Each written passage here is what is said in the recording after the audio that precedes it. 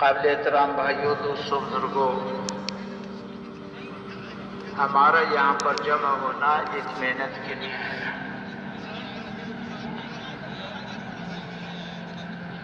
یہ وہ محنت ہے جس کے لیے ہمیشہ اللہ سبحانہ تعالیٰ نے انبیاء کرام علیہ السلام کو مبعوث فرمایا ہے۔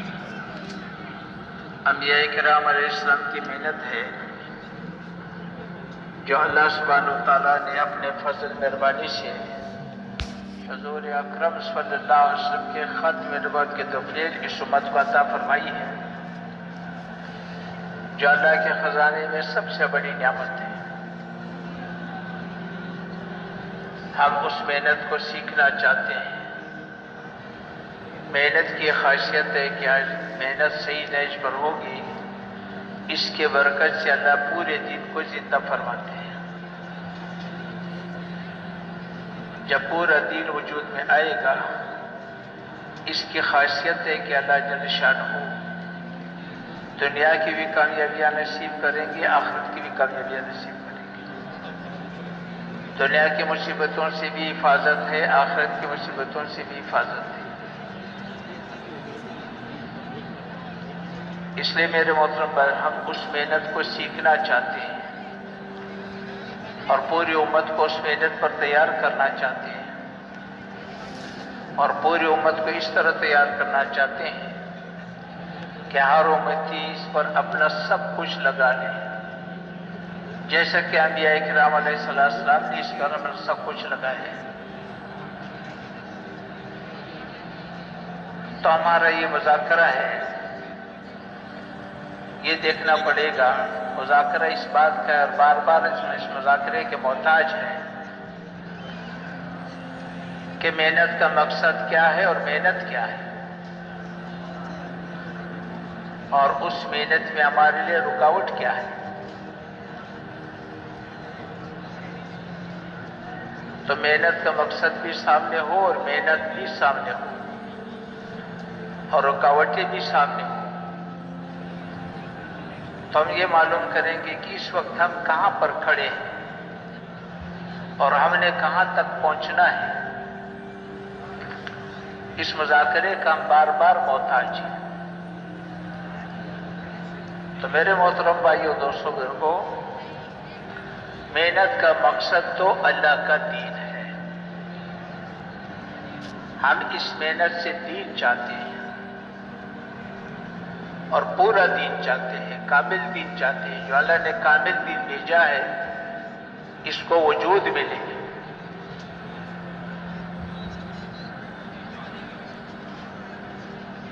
تو اس لیے کہ دین انسانی ضرورت ہے، بنیادی ضرورت ہے، اور اس پر اللہ سبحانہ تعالیٰ نے دنیا اور آخرت کی کامیابیاں رکھی ہیں۔ اس کے لیے محنت ہے، اور وہ محنت متعین ہے۔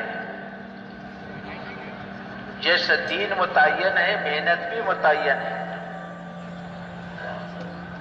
دین میں کمی بیشی کی گنجائش نہیں ہے، محنت میں بھی کمی بیشی کی گنجائش نہیں ہے۔ دین وہ ہے جو نبی علیہ السلام لے کر کے آیا ہے، صحابہ کرام نے امت تک پہنچایا ہے۔ تو اس میں نبی علیہ السلام کا اقتداء لازمی ہے۔ اسی طرح محنت بھی وہ ہے جو نبی علیہ السلام لے کر کے آئے اور صحابہ کرام نے امت تک پہنچائی۔ تو اس میں معیار صحابہ کرام ہے۔ جیسے دین میں نبی علیہ السلام کی اتباع ہے، جوہد میں بھی نبی علیہ السلام کی اتباع ہے۔ نبی علیہ السلام خاتم الانبیاء ہے، دین کے لحاظ سے بھی، جوہد کے لحاظ سے بھی۔ اس لیے میرے محترم بھائی دوستوں کو، نبی علیہ السلام نے محنت کیسی کی، کہاں سے شروع کی، کس طرح کیا، ہم بھی اسی طرح کریں گے تو نتیجے پر پہنچیں گے۔ میرے محترم بھائی دوستوں کو، اس انسان کو اللہ سبحانہ وتعالیٰ نے ساری مخلوقات میں چنا ہے۔ اس انسان کو اللہ سبحانہ تعالیٰ نے اپنے لیے بنایا ہے، اور اس کو اپنا خلیفہ بنایا ہے۔ تمام ملائکہ کو اس سے سجدہ کرایا ہے، تمام ملائکہ کو اس کے سامنے جھکایا ہے۔ جبرائیل علیہ السلام، میکائیل علیہ السلام، اسرافیل علیہ السلام، ملک الموت، حاملین عرش، جنت کا داروغہ، رضوان، جہنم کا داروغہ، مالک، کرام الکاتبین، آسمانی زمینی سب فرشتوں کو جھکایا۔ اس انسان کو اللہ نے اپنا خلیفہ بنایا، مخلوقات کو اس کی خدمت پہ لگایا ہوا ہے، ساری مخلوق اس انسان کی خدمت پہ لگی ہوئی ہے۔ سورج ہے، چاند ہے، پہاڑ ہے، پانی ہے، ہوائیں ہیں، آگ ہے، حیوانات ہیں، سارے کے سارے اس کی خدمت پہ لگے ہوئے ہیں، یہاں تک کہ فرشتوں کو بھی اس کی خدمت پہ لگائے ہوئے ہیں۔ اس انسان کو اللہ سبحانہ تعالیٰ نے اپنے لیے بنایا ہے، یہ ہمیشہ اللہ کے پاس رہے گا، اللہ سبحانہ تعالیٰ اس کو ہمیشہ اپنے پاس رکھے گا۔ اللہ سبحانہ تعالیٰ کی ذات ہمیشہ کے لیے ہے، یہ انسان بھی ہمیشہ اللہ کے پاس رہے گا، اس کو ختم نہیں کیا جائے گا۔ یہ اللہ کا درباری ہے، یہ اللہ سبحانہ تعالیٰ کا نشید ہے، اس کو اللہ نے چنا ہے ساری مخلوقات۔ اس انسان کو دنیا اور آخرت کی کامیابیوں کے لیے اللہ نے دین عطا فرمایا ہے۔ یہ دین انسانی ضرورت ہے، بنیادی ضرورت ہے، ماننے والوں کے لیے بھی، نہ ماننے والوں کے لیے بھی۔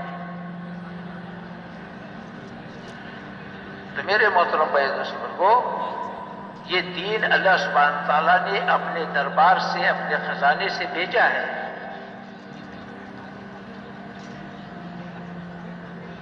دین میں خیر خواہی ہے، یہ ہمدردیوں کا دین ہے، یہ خیر خواہی کا دین ہے۔ اللہ کو اس انسان سے محبت ہے، انسان اللہ کو پیارا ہے۔ دنیا اور آخرت کامیابیوں کے لیے اللہ نے دین بھیجا ہے۔ دینی زندگی ہوگی تو دنیا اور آخرت کی کامیابیاں ملیں گی۔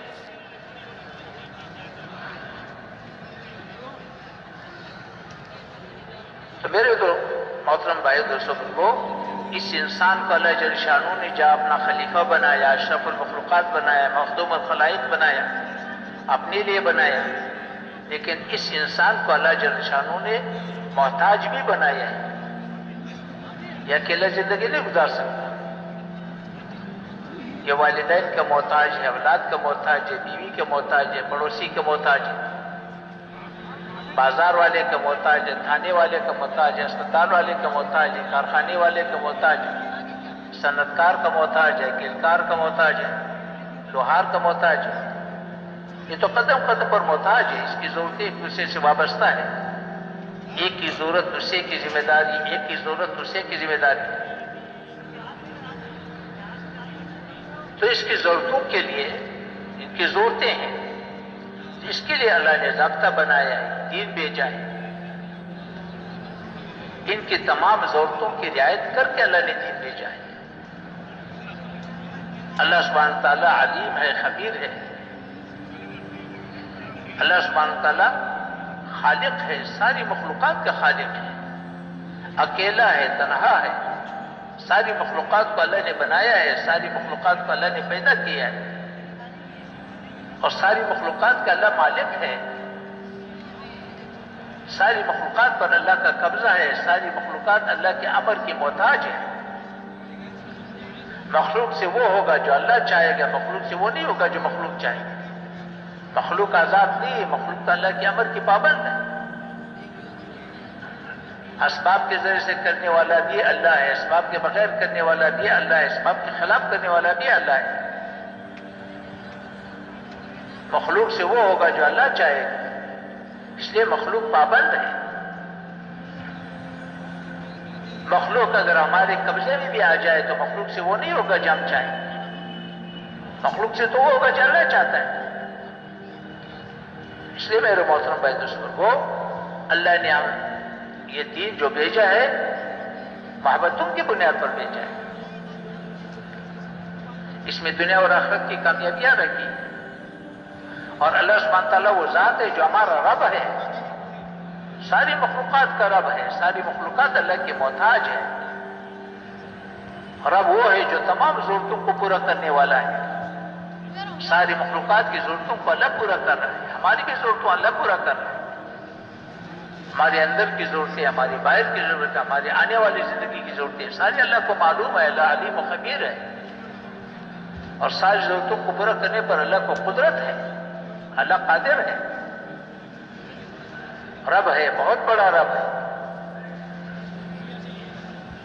اور اپنی ربوبیت میں کسی کا محتاج نہیں ہے، صمد ہے. اللہ پاک اپنے ہر صفت میں بڑا ہے، ہر صفت میں صمد ہے، ہر صفت میں بڑا ہے. تو میرے محترم بھائی وہ اس اللہ نے دین میں کامیابی رکھی ہے. یہ دین اللہ نے بھیجا ہے، اس میں انسان کی دنیا اور آخرت کی کامیابیاں ہیں. البتہ اس انسان کو اللہ نے دین پر چلنے کا اختیار دیا ہے. چلنا چاہتا ہے تو اللہ کا خلیفہ ہے، اللہ نے سارا نظام اس کی جولی میں ڈال دیا. فرشتوں کو اللہ نے تکوینی امور پر مقرر کیا ہوا ہے. بارشوں پر فرشتے مقرر ہے، پہاڑوں پر فرشتے مقرر ہے، پانی پر فرشتے مقرر ہے، روح ڈالنے پر فرشتے مقرر ہے، روح نکالنے پر فرشتے مقرر ہے. فرشتوں کا سجدے کا مقصد یہ ہے کہ تو میرا ہے، اگر تو میرا بنے گا تو میں نے اپنا سارا غیبی نظام پہلے دن تیری چولی میں ڈال دیا. 7 زمین 7 آسمان تمہارا کچھ نہیں بگاڑ سکے. یہ مقصد تھا فرشتوں کے سجدے میں کہ تو میرا ہے اور میں نے اپنا غیبی نظام تیری جھولی میں ڈال دیا. میرا غیبی نظام تیرے ساتھ چلتا رہے گا، 7 زمین 7 آسمان تمہارا کچھ نہیں بگاڑ سکے. تو اس انسان کو دین پر چلنے کا اللہ نے اختیار دیا ہے. البتہ اگر تو نہیں چلنا چاہتا، اگر تو چلنا نہیں چاہتا تو پھر تیرے گلے میں رسی نہیں ڈالوں، زبردستی نہیں کروں. دین میں جبر نہیں ہے، زبردستی نہیں. صاف اعلان کیا، جو چاہے ایمان کا راستہ اختیار کرے، جو چاہے کفر کا راستہ اختیار کرے. البتہ جو کفر کا راستہ اختیار کرے گا، ایمان کے راستے کو چھوڑے گا، تو پھر اللہ کا فیصلہ یہ ہے کہ اس کا نام اللہ انسانیت کی فہرست میں سے نکال لیتا ہے. پھر اللہ کے دربار میں وہ انسان نہیں رہا، وہ حیوان ہے، بلکہ حیوان سے بدتر ہے. پھر یہ خاشاک ہے، خاشاک جلانے کے لیے ہوتی ہے. یہ صرف نافرمان نہیں ہے، یہ باغی ہے. جو اللہ کو نہیں مانتا وہ تو باغی ہے. جو اللہ کی نہیں مانتا، اللہ کو نہیں مانتا تو باغی ہے. اور بغاوت کی سزا ہمیشہ، بغاوت کی ایسا جرم ہے جس کی سزا ہمیشہ کے لیے ہے. دنیا کے کسی قانون میں باغی کے لیے معافی نہیں ہے. پھر یہ خاشاک ہے، ہمیشہ جلانے کے لیے ہے. اس کو ہمیشہ جہنم میں ڈالا جائے گا، ہمیشہ جلتا رہے گا، اور اللہ کو اس کی کوئی پرواہ نہیں ہو. یہ اللہ کا ضابطہ ہے اور اللہ نے طے کیا ہوا ہے. تو میرے محترم بھائی دوستوں کو یہ دین ہماری ضرورت ہے. جب دینی زندگی وجود میں آتی ہے میرے محترم بھائی دوستوں کو، پھر کیا ہوگا؟ اللہ کا غیبی نظام ساتھ چلے گا، اور اس کی ہمیں ضرورت ہے. ہاں، اللہ کا غیبی نظام ساتھ چلے گا. میرے محترم بھائی دوستوں کو آدم علیہ السلام سے لے کر کے قیامت تک حزب رحمان اور حزب شیطان کا مقابلہ ہے، اور دونوں کو الگ الگ سرمایہ دیا ہے. انبیاء کا سرمایہ الگ ہے اور نافرمانوں کا سرمایہ الگ ہے. باطل قوتوں کا سرمایہ الگ ہے. باطل قوتوں کا سرمایہ تو مادیت ہے، ملک ہے، مال ہے، عہدے ہیں، ڈگریاں ہیں، مادی نقشے ہیں. اور انبیاء کرام علیہ السلام کا سرمایہ معیت ہے، اللہ کو ساتھ لینا. یہ انبیاء کرام علیہ السلام کا سرمایہ ہے. ہاں، اور معیت موقوف ہے صفات پر. اللہ مومنین کے ساتھ ہے، متقین کے ساتھ ہے، صابرین کے ساتھ ہے. اللہ محسنین کے ساتھ ہے. مومنین کون ہے؟ جو اللہ کو مانتے ہیں، اللہ کی مان کے چلتے ہیں، اللہ کے وعدوں کا یقین ہے، اللہ پر بھروسہ ہے، اللہ پر اعتماد ہے، اللہ پر یقین ہے، اس کی ذات پر یقین ہے، اس کی صفات پر یقین ہے، اس کے وعدوں پر یقین ہے. اللہ صابرین کے ساتھ ہے. صابرین کون ہے؟ جو ناگوار حالات میں اللہ کی احکامات کو پورا کرتے ہیں. متقین کون ہے؟ جو ہر نافرمانی سے بچتے ہیں، اللہ سے ڈرتے ہیں، وہ ہر نافرمانی سے بچنے والے متقین. اللہ محسنین کے ساتھ ہے. محسنین کون ہے؟ جو اللہ کو دیکھ کر کے چلے، ہر معاملے میں اللہ کو دیکھ کر کے چلے، ہر عمل میں اللہ کو دیکھ کر کے چلے. نہیں تو کم از کم اللہ مجھے دیکھ رہا ہے. ہاں، اللہ اخلاص والوں کے ساتھ ہے، اللہ ذکر والوں کے ساتھ ہے، اللہ توکل والوں کے ساتھ ہے. یہ وہ صفات ہے جو انبیاء کرام علیہ السلام کا سرمایہ ہے، جس پر اللہ ساتھ ہوتے ہیں. تو انبیاء کا سرمایہ الگ ہے، باطل کا سرمایہ الگ ہے. باطل کا سرمایہ تو مادیت ہے. میرے محترم بھائی دوستوں، وہ جب دینی زندگی وجود میں آتی ہے تو اللہ کا غیبی نظام ساتھ چلے گا. ہاں، اللہ کا آسمانی نظام ساتھ چلے گا. اللہ رحمتوں کی بارش کرے گا. رحمتیں آسمانی چیز ہے. رحمتوں کی بارش دلوں پر ہوتی ہے. ہر انسان کے دل کے اندر دو قسم کے جذبات ہیں. رحمانی انسانی جذبات ہے اور شیطانی حیوانی جذبات ہے. رحمانی جذبات ہمدردی، خیرخواہی، ایمان، تقوی، توکل، عاجزی، عدل، انصاف، امانت داری، یہ سارے یہ رحمانی جذبات ہیں. ان کی پرورش ہو. جب رحمت برستی ہے تو ان کی پرورش ہو. اور شیطانی جذبات کینہ ہے، حسد ہے، بغض ہے، تکبر ہے، دشمنی ہے، خیانت ہے، ظلم ہے. یہ شیطانی جذبات ہیں. جب رحمت برستی ہے تو یہ مزمحل ہوں گے. جب بارش برستی ہے تو پودوں کی پرورش ہوتی ہے. ہاں، فصلوں کی پرورش ہوتی ہے، درختوں کی پرورش ہوتی ہے. جب بارش برستی ہے اس کے نیچے انگارے رکھو تو انگارے بجھ جائیں گے.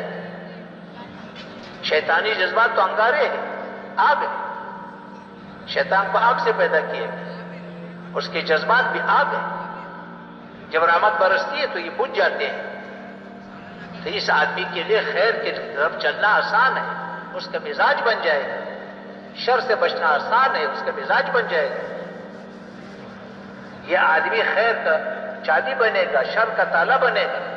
جس سے واسطہ پڑے گا اس کو خیر ملے گی.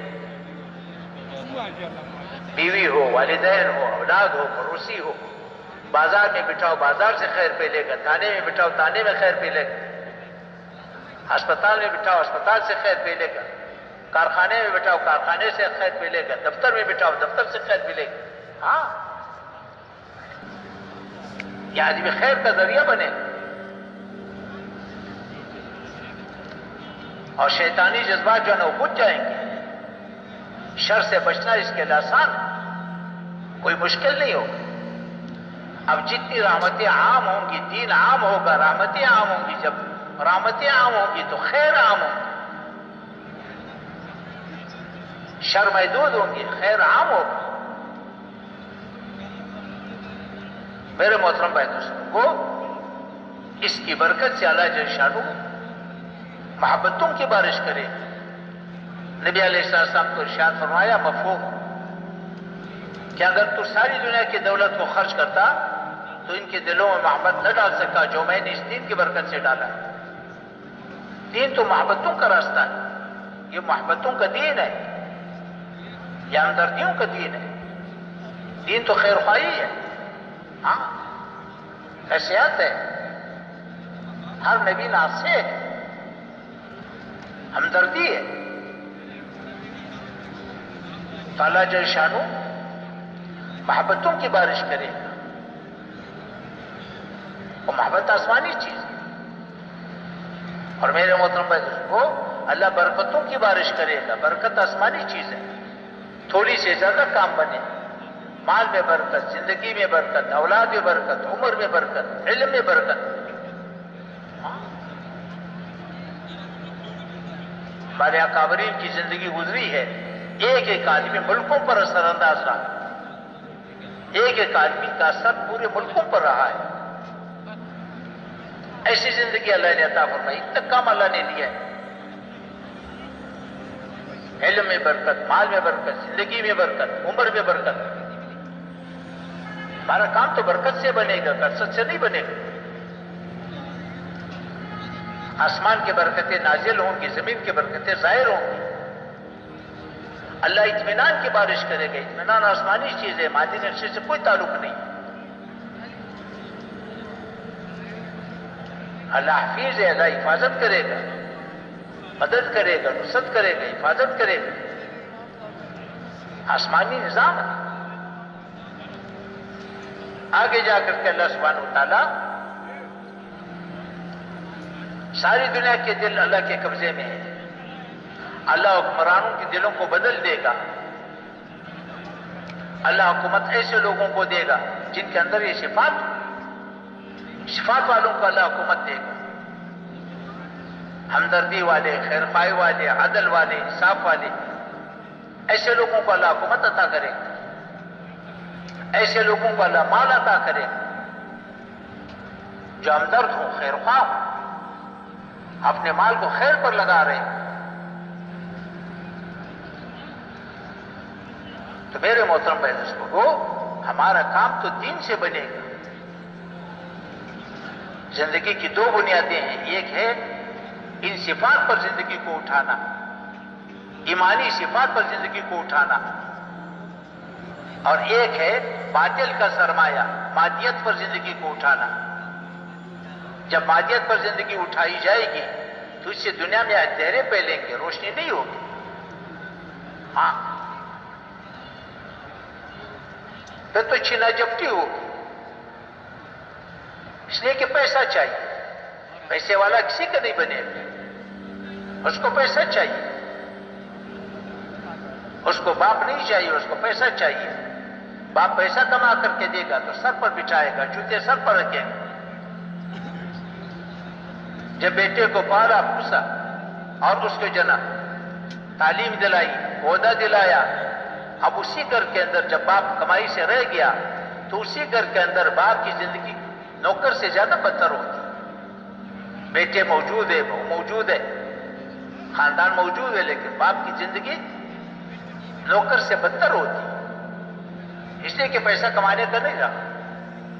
ہاں، ایک بھائی نے جائیداد پر قبضہ کر لیا، تین بھائی مارے مارے پھر رہے، کبھی وڈیرے صاحب کے پاس جا رہے، کبھی سردار صاحب کے پاس جا رہے، کبھی چودھری صاحب کے پاس جا رہے، کبھی پارلیمنٹ کے ممبر کے پاس جا رہے، کبھی کچہریوں میں ظالموں کو پاؤں پکڑے ہوئے ہیں۔ اپنے بھائیوں سے بچاؤ۔ کتنے لوگ ہیں اپنوں کے ہاتھوں قبر میں پہنچ گئے، کتنے لوگ ہیں اپنے ہاتھوں وطن چھوڑ کے گئے، کتنے لوگ ہیں اپنے ہاتھوں اسپتال میں پڑے ہوئے، کتنے لوگ ہیں اپنوں کے ہاتھوں جیل میں پڑے ہوئے۔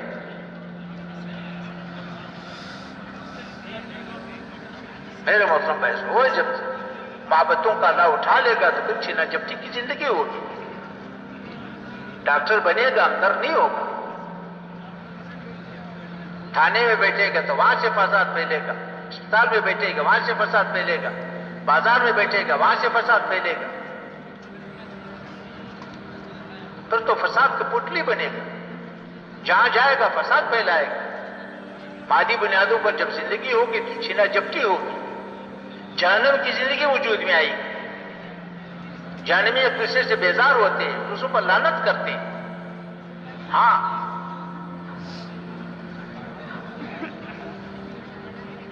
بڑے کہیں گے, چھوٹے کہیں گے یا اللہ ان بڑوں نے ہمیں گمراہ کیا, ان کو ہمارے حوالے کرو, ہم پاؤں کے نیچے ان کو مسل دیں. بڑے کہیں گے ہم نے تمہارے گلے میں رسی نہیں ڈالی تھی, تمہارے پاس تو انبیاء بھی آئے, تمہارے پاس تو علماء بھی آئے, تبلیغی بھی آئے, نبی کے نمائندے آئے تمہارے پاس. ہم نے کہا ادھر آ جاؤ, انہوں نے کہا ادھر آ جاؤ. ان کے پاس نہیں گئے, ہمارے پاس آ گئے, ہمارے کیا قصور؟ تم نے خود یہ راستہ اختیار کیا. ہاں, کہیں گے یا اللہ انہوں نے ہمیں گمراہ کیا, ان کو ڈبل عذاب دے دو. اللہ فرمائیں گے غم نہ کرو, دونوں کو ڈبل عذاب ملے گا. ہر جانبی دوسروں کے لیے اذیت کا ذریعہ ہے, تکلیف کا ذریعہ ہے. تو دنیا بھی دوزخ بنے گی, دنیا کی زندگی بھی دوزخ بنے گی, جہنم بنے گی. لعنتیں ہوں گی, ایک دوسرے کو گرائیں گے, ایک دوسرے پر الزامات لگائیں گے, ایک دوسرے پر لعنتیں کریں گے. مالداروں کا جذبہ ہوگا کہ غریبوں کو خون چوس. ہاں, کتوں کی لڑائیوں پر لاکھوں لگائیں گے, غریب کو نوالا نہیں دے گا. بڑے بڑے مکانات بنائیں گے, بڑی بڑی عمارتیں بنیں گی. ایک عمارت پر, ایک مکان پر 10 خاندانوں کا 150 کی روزی لگے گی. اس کو کوئی پرواہ نہیں, اس میں رہ نہیں سکے گا. رہے گا تو 2 کمروں میں, 3 کمروں میں. کتوں کی لڑائیوں پر لگائے گا, مالدار غریب کو نوالا نہیں دے گا. خواہشات پہ لگائے گا, شادیوں پر لگائے گا, رواجوں پر لگائے گا, اسراف پر لگائے گا. اسراف کی زندگی ہوگی. اور غریب جان تڑپتے رہیں گے, ان کو کوئی پرواہ نہیں, کوئی ہمدردی نہیں ہوگی, کیونکہ حیوان بنے. تو جہنم کی زندگی ہوگی, ایک دوسرے سے بیزار ہوں گے, پھر جلسے ہوں گے, جلوس ہوں گے, نعرے ہوں گے. اس کو گرا دو, اس کو بٹھا دو, اس کو گرا دو, اس کو بٹھا دو. نہ کسی کے بٹھانے سے مسئلہ حل ہوگا, نہ کسی سے گرانے سے مسئلہ حل ہوگا. ہاں, آسمانی نظام کو زمین والے نہیں بدل سکتے. آسمانی نظام تو آسمان والا بدلے گا. اس لیے زندگی کی 2 بنیادیں ہیں. ایک ایمان کی بنیاد ہے جس میں اللہ ساتھ ہوتے ہیں, آسمانی نظام ساتھ چلتا ہے. ہمارے مسائل تو آسمانی نظام سے حل ہوں. اور ایک مادیت کی بنیاد ہے. مادیت کی بنیاد چھینا جپٹی ہے. وہ نہ بھائی کرے گا, نہ باپ کرے گا. باپ کو بھی بیچے گا, بھائی کو بھی بیچے گا, قوم کو بھی بیچے گا, برادری کو بھی بیچے گا. اس کو پیسہ چاہیے, برادری نہیں چاہیے, بھائی نہیں چاہیے, باپ نہیں چاہیے, اس کو پیسہ چاہیے. بازار میں بٹھاؤ تو بازار سے فساد, دفتر میں بٹھاؤ دفتر میں فساد. اس لیے میرے محترم بھائیوں کو دین ہماری ضرورت ہے, بنیادی ضرورت ہے. ماننے والوں کی ضرورت ہے, نہ ماننے والوں کی ضرورت ہے. دین کو مٹھا رہے ان کی بھی ضرورت ہے. اور اس انسان کو چونکہ اللہ نے اپنے لیے بنایا ہے, تو اس انسان کو اللہ جل شانہ ختم نہیں کرے گا. دنیا آخرت بنانے کے لیے بنائی ہے, آخرت سمجھانے کے لیے بنائی. جیسے دنیا کے حالات ہے, آخرت کے بھی حالات ہیں. یہاں کی چیز تو ساری یہی رہ جائے گی, مال ہے, ڈگری ہے, عہدہ ہے, منصب ہے. یہاں کی ہر چیز یہی رہ جائے گی. قبر کی روشنی تو اس کو ملے گی جو دین کی زندگی گزارے. قبر کی تنگی سے وہ بچے گا جو دینی زندگی گزارے. عرش کا سایہ دین والے کو ملے گا, حوض کوثر کا پانی دین والے کو ملے گا, عمل نامہ دائیں ہاتھ بھی دین والے کو ملے گا, نبی کی شفاعت دین والے کو ملے گی, پولیس صراط پر دین والا گزرے گا, ہمیشہ کی جنت دین والے کو ملے گی, ہمیشہ کی جنت سے دین والا بچے گا. ہماری دنیا اور آخرت کے سارے مسائل کا حل اللہ نے دین میں رکھا ہے. دینی زندگی ہوگی تو دنیا اور آخرت کے مسائل حل ہوں. دینی زندگی نہیں ہوگی تو جہنم کی زندگی ہوگی. دنیا میں بھی جہنم, آخرت میں بھی جہنم. اس لیے میرے موسم بھائی کو یہ دین انسانی ضرورت ہے, بنیادی ضرورت ہے. ماننے والوں کی, نہ ماننے والوں کی, مٹانے والوں کی, سب کی ضرورت ہے. تو ہم کیا چاہتے ہیں؟ ہم یہ دین چاہتے ہیں. اور کامل دین چاہتے ہیں. دین انسانیت کی روح ہے، کائنات کی روح ہے. کائنات دین پر قائم ہے. جزوی دین پر جزوی کامیابی ملے گی، کلی دین پر کلی کامیابی ملے گی. اللہ کے نزدیک دین کی بہت بڑی قدر ہے. سب سے زیادہ قدردان دین کا اللہ ہے. اللہ سبحانہ تعالیٰ اس کا قدردان ہے. دین کا آخری درجہ جس سے کم درجہ کوئی نہیں. جزوی کامیابی کتنی ہے؟ جزوی کامیابی بھی اتنی ہے کہ 7 زمین 7 آسمان اس کا بدل نہیں بن سکتے. پوری روئے زمین پر 800 کروڑ انسانی آبادی ہے، 1000 کروڑ انسانی آبادی ہے. پوری روئے زمین میں ایک انسان ہے اللہ کو ماننے والا، اللہ کو پکارنے والا، اللہ کو کہنے والا. آخری درجے کے ایمان ہے، نافرمان ہے، اللہ کے احکامات توڑے ہوئے ہیں، نافرمان ہے، لیکن اللہ کو ماننے والا ہے. آخری درجے کے ایمان ہے. اور پوری روئے زمین میں ایک ہے. اللہ اس کا اتنا قدردان ہے، جب تک وہ زندہ رہے گا 7 زمین 7 آسمان کھڑے رہیں گے. ساری دنیا کے انسان کھاتے پیتے رہیں گے، ساری حکومتیں قائم رہیں گی، سارے بازار چمکتے رہیں گے ایک آدمی کے لیے. جس دن وہ دنیا سے چلا جائے گا تو اللہ جل شانہ حکم نافذ فرما دیں گے، سارے زمین آسمان کو لپیٹ لیں گے. اسرافیل علیہ السلام کا حکم ہوگا کہ اب سب کو لپیٹ. ہاں، نہ زمین چاہیے، نہ آسمان چاہیے، نہ سورج چاہیے، نہ ستارے چاہیے، کچھ بھی نہیں چاہیے، سب کو لپیٹ. تو ادنا سے ادنا درجے کے اللہ پاک کتنا قدردان ہے کہ اس کے لیے سارے انسان کھا رہے پی رہے. اب مرنے کے بعد اس کو جہنم میں ڈالا جائے گا، کروڑ سال جہنم میں جلتا رہے گا، سب سے آخر میں نکالا جائے گا. پھر بھی اس کو اس دنیا سے 10 گنا بڑی جنت ہمیشہ کے لیے دی جائے گی. یہ جزوی کامیابی ہے. کتنی بڑی کامیابی ہے. ساری دنیا کے کفار حسد کریں گے، کاش ہم بھی ایک دفعہ اللہ کو مان لیتے، ہم بھی اللہ کا نام لے لیتے. تو جو نماز پڑھے گا، ذکر کرے گا، تلاوت کرے گا، وقت لگائے گا، لوگوں کو قرآن سکھائے گا، قرآن سیکھے گا، اس کا کتنا مقام ہوگا اللہ کے یہاں. سب سے زیادہ قدردان تو اللہ ہے. تو میرے محترم بھائی، وہ یہ دینی زندگی ہماری ضرورت ہے، بنیادی ضرورت ہے.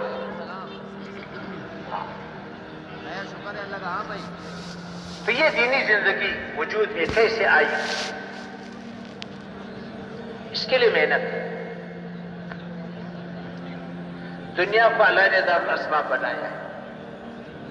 دنیا کو اللہ نے دار الاسباب بنایا ہے. اسباب کے ہمیشہ 2 مرحلے ہیں.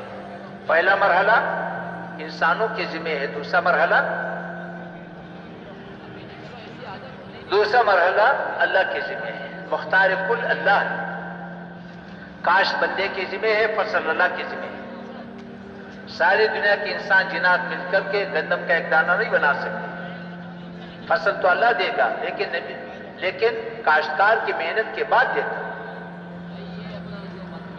ساری دنیا کے انسان جنات مل کر کے انسان کا ایک بورا نہیں بنا سکتے. اولاد تو اللہ دے گا، لیکن شادی کے بعد دے گا. ہاں، دنیا کو اللہ نے دار الاسباب بنایا. دینی زندگی وجود تو نبی کی محنت سے آئے گی.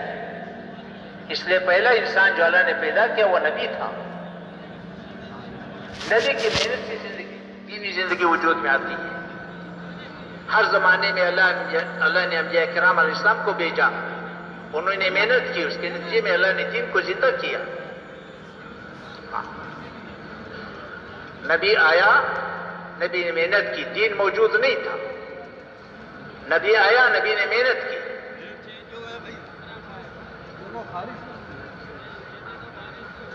دیکھو، ہر نبی جو آیا ہے ان لوگوں میں آیا ہے جو دین نہیں چاہتے.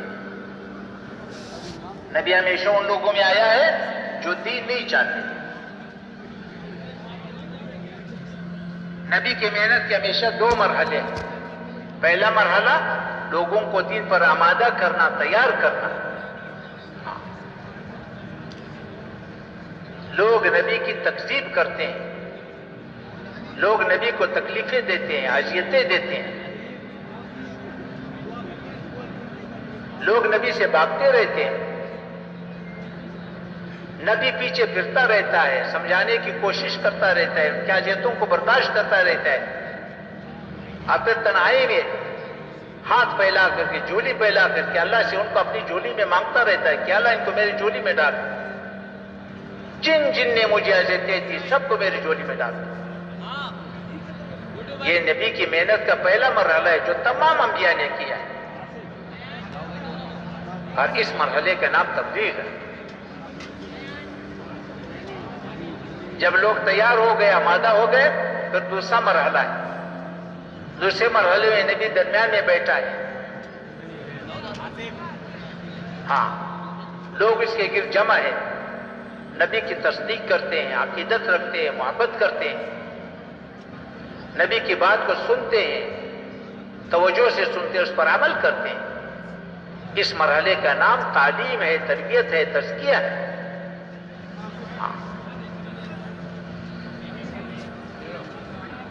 حادثہ امت کے ساتھ یہ پیش آیا کہ عرصے سے، صدیوں سے نبوت کی محنت کا پہلا مرحلہ امت کے ہاتھ سے نکل چکا ہے،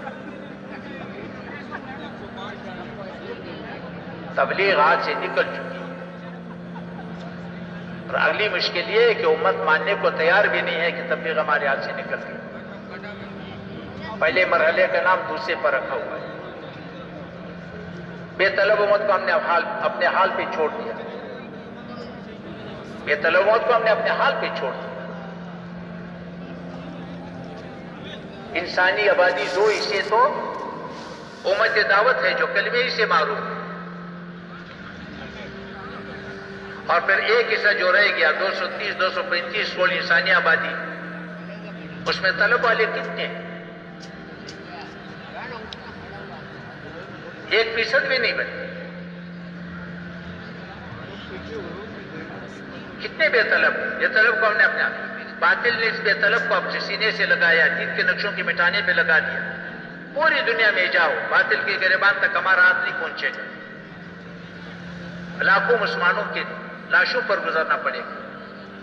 یہ حادثہ ہے جو امت کے ساتھ پیش آیا ہے کہ نبی کی محنت کا پہلا مرحلہ امت کے ہاتھ سے نکل چکا ہے، بے طلب کے پیچھے پھرنا امت کے ہاتھ سے نکل چکا ہے۔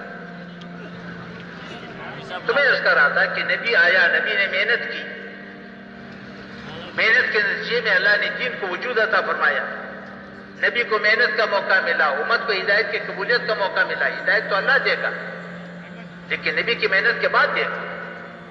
نبی کی محنت سبب ہے۔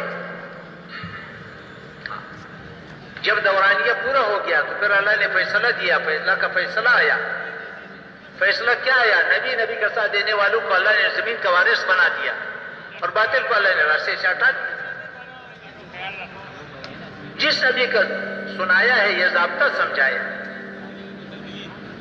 دین قائم ہو گیا، باطل ٹوٹ گیا، زمین پاک ہو گئی، اللہ نے نبی کو اپنے پاس بلا دیا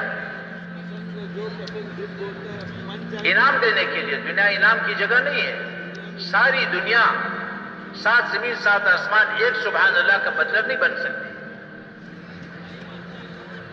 نبی کو انعام دینے کے لیے اپنے پاس بلا لیا۔ جب نبی چلا گیا تو محنت ٹوٹ گئی۔ نبی محنت کا ذمہ دار ہوتا ہے، امت اس کی معاون ہوتی ہے۔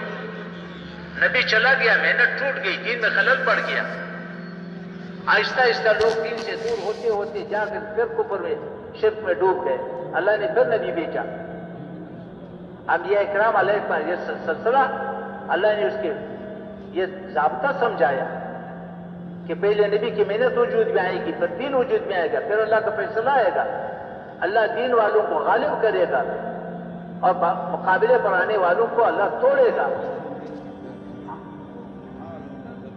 نوح علیہ السلام کو سنایا ہے، ابراہیم علیہ السلام کو سنایا ہے، یا موسیٰ علیہ السلام کو سنایا ہے، یا لوط علیہ السلام کو سنایا ہے، شعیب علیہ السلام، یہ ضابطہ سمجھایا ہے کہ ضابطہ ہے۔ پہلے نبی کی محنت وجود میں آئے گی، پھر دین وجود میں آئے گا۔ میرے محترم بھائی کو قرآن کریم نے جو واقعات سنائے اس میں ضابطہ سمجھائے. انبیاء کرام علیہ السلام کی جو واقعات ہے اصل میں اقامت دین کی اس کی محنت اور جہد ہے. ایک تو ضابطہ سمجھایا اور دوسری چیز جو اللہ نے سمجھائی ہے وہ تو اللہ نے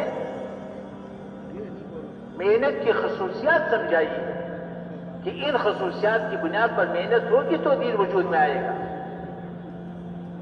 اس میں سب سے بڑی خصوصیت جو ہے وہ کیا ہے؟ پہلی خصوصیت دعوت ہے. ہر نبی نے دعوت دی. مخلوق سے اللہ کی طرف، مادی نقشے سے نبی کے اعمال کی طرف، دنیا سے آخرت کی طرف ہر نبی نے دعوت دی. لوگوں میں اللہ کا نبی ہوں، میں تمہارے پاس آیا ہوں، اللہ نے مجھے بھیجا ہے، اللہ نے مجھے دین عطا فرمایا ہے، زندگی گزارنے کا طریقہ بتایا ہے. اللہ بہت بڑا ہے، اپنے ہر صفت میں بڑا ہے، مختار کل ہے.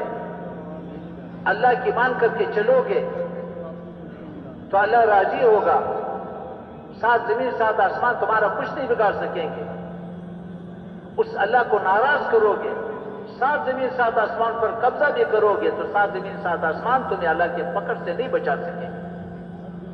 یہ توحید ہے، اس کی نبی دعوت دیتا ہے. اے لوگوں میں اللہ کا نبی ہوں، میں تمہارے پاس ایک زندگی لے کر کے آیا ہوں. ہاں، ایمان ہے، عبادات ہے، اخلاق ہے، معاشرت ہے، معاملات ہے، قضا ہے، کامل زندگی ہے. نبی کی ترتیب پر زندگی گزارو گے تو اللہ راضی ہوگا. سات زمین سات آسمان تمہارا کچھ نہیں بگاڑ سکیں گے. نبی کی زندگی تمہارے ہاتھ سے نکل گئی تو اللہ ناراض ہو جائے گا. سات زمین سات آسمان تمہیں اللہ کی پکڑ سے نہیں بچا سکے. یہ رسالت ہے. اور اے لوگوں، دنیا کی زندگی تھوڑی ہے، عارضی ہے، اصل آخرت ہے. سکرات کے حالات، برزخ کے حالات، قیامت کے حالات، حشر کے حالات، والاسرات، جنت، جہنم، تفصیل سے یہ حالات بتاتے ہیں. دنیا سے آخرت کی طرف بلاتے ہیں. یہ ہر نبی نے دعوت دی، ہر نبی کی دعوت ہے. تو پہلا عمل دعوت ہے، مخلوق سے اللہ کی طرف، مادی نقشے سے نبی کے اعمال کی طرف، دنیا سے آخرت کی طرف. ہر نبی نے دعوت دی اور اس کے لیے نبی پھرتا رہتا ہے، لوگوں کو سمجھاتا رہتا ہے، بتاتا رہتا ہے. اور دوسری خصوصیت انبیاء کرام علیہ السلام کا گشت ہے. جسے ابھی عرض کیا کہ ہر نبی نے گشت کیا، لوگوں کے پیچھے پھرا. ہاں، اور انبیاء کرام علیہ السلام کو مادی نقشہ نہیں دیا. انبیاء کا سرمایہ تو مائیت ہے، مائیت صفات پر موقوف ہے، مادی نقشوں پر موقوف نہیں ہے. نبی کا سرمایہ تو وہ صفات ہے جو مائیت کے لیے. اس لیے انبیاء کرام علیہ السلام کو مادی نقشہ نہیں دیے. بے کس اور بے بس بھیجا ہے، فقر و فاقے کی حالت میں بھیجا ہے، مادی نقشہ نہیں دیا. نوح علیہ السلام، ابراہیم علیہ السلام، موسیٰ علیہ السلام، نبی علیہ السلام ایسے فقر و فاقے میں بھیجا، بے کسی بے بسی میں بھیجا. نبی علیہ السلام دنیا سے تشریف لے جا رہے ہیں، زندگی کا آخری دن ہے، گھر میں کھانے کو کچھ نہیں.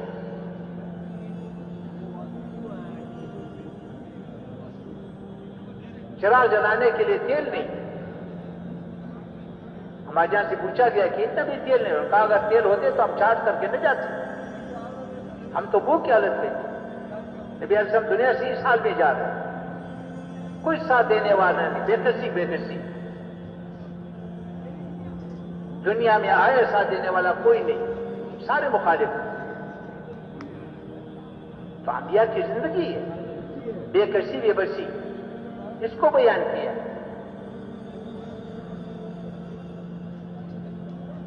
انبیاء کی دعوت کو بیان کیا، اس کی گشت کو بیان کیا، بے کسی کو بیان کیا. انبیاء کرام صاحب کی تکلیفوں کو بیان کیا، اذیتیں ملی ہے، تکلیفیں ملی ہے. انبیاء کرام صاحب کے صبر کو بیان کیا. ناگوار حالات ہیں، اوامر کو پورا کرنا یہ صبر ہے. ناگوار حالات آئے، سب سے زیادہ ناگوار حالات انبیاء پر آئے. اللہ کے راستے میں ناگوار حالات آتے ہیں جس پر اللہ ساتھ دیتے ہیں. اوامر کو پورا کریں گے تو اللہ ساتھ دیں گے. انبیاء اکرام علیہ السلام کے شکر کو بیان کیا ہے. نبی محنت کو نعمت سمجھتا ہے، محنت کیا جز کو نعمت سمجھتا ہے. جیسے ہم مال سے خوش ہوتے ہیں، مال مل جائے، پیسہ مل جائے، عہدہ مل جائے، ہم خوش ہوتے ہیں. نبی جان لگانے پر اتنا خوش ہوتا ہے، تکلیفیں اٹھانے پر اتنا خوش ہوتا ہے. محنت کو نعمت سمجھتا ہے، محنت کیا جز کو نعمت سمجھتا ہے. اب یہ اکرام علیہ السلام کی نرمی کو بیان کیا ہے. نبی نرم ہوتا ہے. ہمدردی کو بیان کیا ہے. نبی ہمدرد ہوتا ہے، ناصح ہوتا ہے.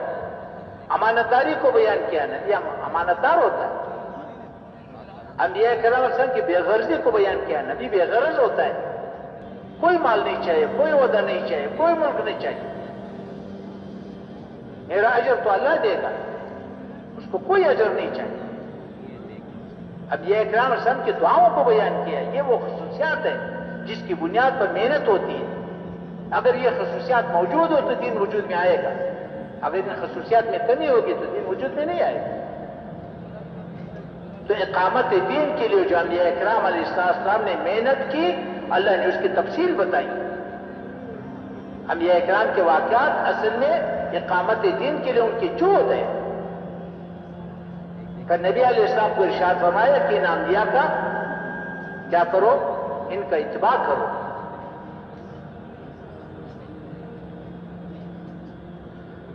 انبیاء کے اتباع کی 4 شکلیں ہوتی ہیں. اتباع کی 4 شکلیں. پہلی شکل یہ ہے کہ نبی کی زندگی بتا دے کہ اس طرح تو بھی زندگی گزار. کسی نبی کی زندگی کی تفصیل نہیں بتائی. ہاں، نبی کی عبادت بتائے کہ نبی یوں عبادت کرتا تو بھی اس طرح عبادت کر. ہر نبی کامل عابد تھا، لیکن کسی نبی کی عبادت کی تفصیل نہیں بتائی. نبی کی شریعت کے احکامات بتا دے کہ نبی یوں احکامات کی پابندی کرتے تو بھی ان احکامات کی پابندی کرو. شرائع تو سارے منسوخ کر دیے، تمام شرائع منسوخ کر دی. یہاں تک اعلان کیا کہ موسیٰ علیہ السلام اصلی تورات کو لے کر کے آئے گا تو محمد رسول اللہ صلی اللہ علیہ وسلم کی اتباع کے بغیر اس کو نجات نہیں ملے گی، چاہے اصلی تورات لے کر کے آئے. تو اتباع کس چیز میں مانگ رہا ہے؟ اقامت دین کے لیے جو جہد ہے اس میں اتباع کرو. ہاں، انبیاء کرام علیہ السلام کے اتباع جہد میں بتایا. ایک جگہ شانوں نے ایک رکوع کے اندر مختصر رکوع 18 نبیوں کا نام لے کر کے 18 نبیوں کا نام لے کر کے تذکرہ کیا. رکوع کے آخر میں بتایا کہ یہ سارے انبیاء کرام علیہ السلام یہ ہدایت پر ہیں، ان کا اتباع کرو. اتباع تو اس جوت میں بتا رہے ہیں. جوت جیسے انبیاء نے جوت کا، اسی طرح جوت کرو. میرے محترم بھائی دوستوں کو، نبی علیہ السلام دنیا میں آئے اکیلے تھے. دین پر چلنے والا کوئی نہیں تھا، ساتھ دینے والا کوئی نہیں تھا، مادی نقشہ کوئی نہیں دیا. یتیم نادار بچہ جس کی نہ ماں زندہ ہے نہ باپ زندہ ہے، دادا بھی اٹھا دیا گیا، والدہ بھی اٹھا لی گئی. یتیم نادار بچہ، مادی کوئی نقشہ نہیں دیا. محنت دی قیامت تک آنے والے انسانوں تک دین پہنچانے کے. ایسی حالت میں اللہ نے بھیجا، کوئی ساتھ نہیں، دین موجود نہیں. نبی علیہ السلام کو مادی نقشہ کوئی نہیں دیا. زندگی محفوظ ہے، دن بھی محفوظ ہے، رات بھی محفوظ ہے. جب دنیا سے تشریف لے جا رہے تھے پورا دین زندہ تھا، پورا دین وجود میں آیا. تو بات آسان ہے. جہاں سے شروع کیا نبی علیہ السلام نے، کہاں سے شروع کیا؟ جہاں سے نبی علیہ السلام شروع کیا وہاں سے ہم بھی شروع کریں. جو نبی علیہ السلام کو نتیجہ ملا ہمیں بھی وہی نتیجہ ملے گا.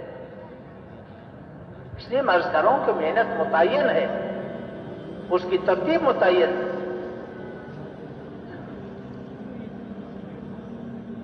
تو نبی علیہ السلام کی محنت میں سب سے پہلا جو قدم ہے میرے محترم بھائیوں کو، سب سے پہلا قدم یہ ختم نبوت کا تقاضا ہے۔ ایک زمانہ تھا کہ ختم نبوت امت کے سامنے تھی، قرون اولا میں ختم نبوت کا تقاضا امت کے سامنے تھا۔ ہر امتی سمجھتا تھا کہ میرے ختم نبوت کا تقاضا یہ ہے کہ دین امانت ہے، کامل دین امانت ہے، پورے عالم کی امانت ہے، آنے والی نسلوں کی امانت ہے، اور میرے پاس امانت ہے۔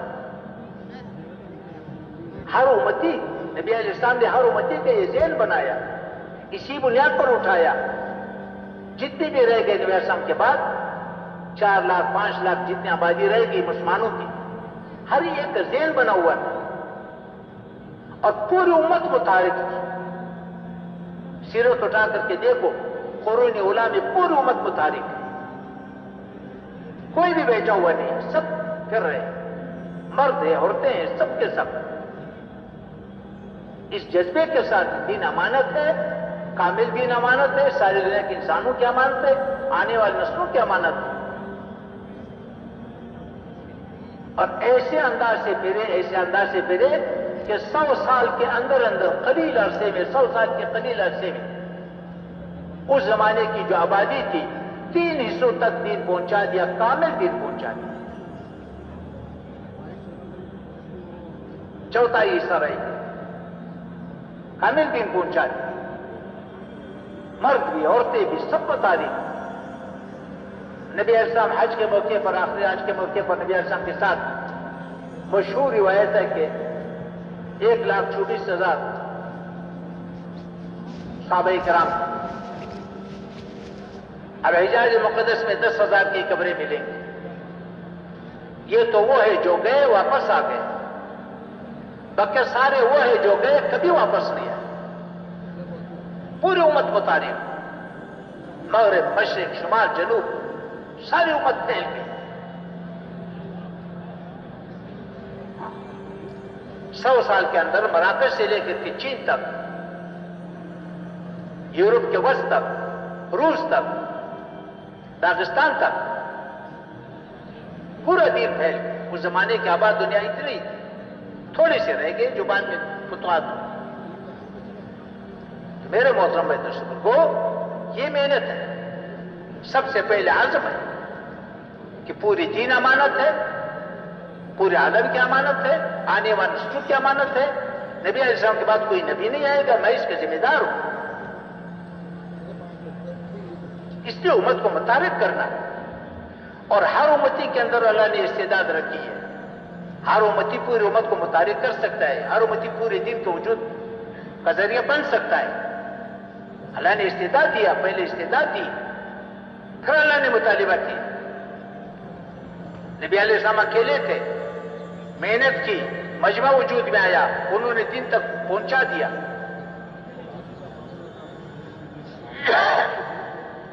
آج سے 95 سال پہلے ایک مسلمان اٹھا، 14ویں صدی کا مسلمان تھا، نبی نہیں تھا، صحابی نہیں تھا، تابعی نہیں تھا، 14ویں صدی کا مسلمان تھا، کھڑا ہو گیا۔ لیکن بنیاد یہی تھی کہ پورا دین امانت ہے، پورے عالم کی امانت ہے، آنے والی نسلوں کی امانت ہے۔ ایک ایک امتی کا ذہن یہی بناتے تھے، اور ایسے لوگوں نے سے شروع کیا جو بیچارے کلمہ بھی نہیں جانتے تھے، نماز نہیں جانتے تھے، دین نہیں جانتے تھے، مسلمان کہتے تھے اپنے آپ کو، بس ڈوبے ہوئے مسلمان، ان سے محنت شروع کی۔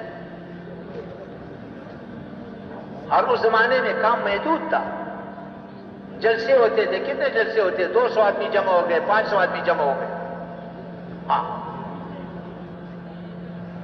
جماعتیں محدود نکلتی تھی، کوئی سروزہ لگاتا تھا، کوئی چلہ لگاتا تھا، کوئی گشت پر آمادہ ہوتا تھا، کوئی جلسے میں آتا تھا، اجتماع میں آتا تھا۔